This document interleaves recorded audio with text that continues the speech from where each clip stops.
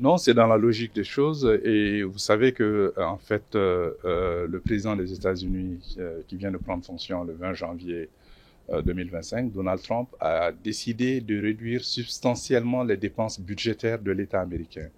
Dans l'année fiscale 2025, les États-Unis vont connaître un déficit de l'ordre de 1800 milliards de dollars US. L'idée, c'est de voir maintenant comment réduire les dépenses budgétaires.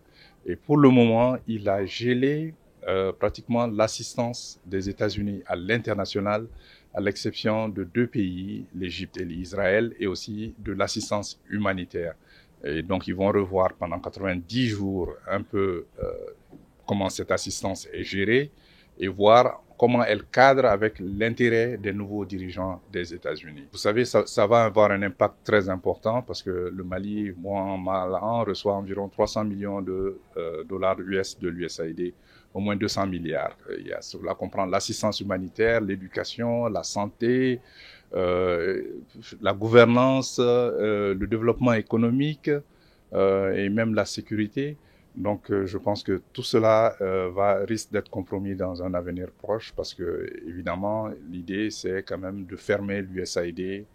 C'est l'intention des autorités américaines. Pour nous, le pays qui bénéficiait sur le plan humanitaire de l'assistance, nous devrons savoir que cette assistance n'était que la couverture, mais à l'intérieur, il y avait autre chose, c'était l'immixtion dans nos affaires intérieures. C'était une façon d'essayer de contrôler le développement même de nos États et même au besoin de changer les dirigeants de nos États. Surtout de formater l'esprit, de pénétrer nos mémoires pour nous diriger sur ce que les Américains veulent que nous soyons.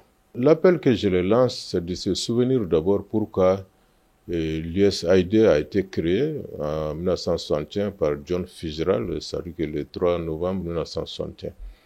John Fitzgerald l'a bien dit que c'était une façon, voilà, de pouvoir réaliser ce que la CIA ne parvenait pas à faire de façon illégale.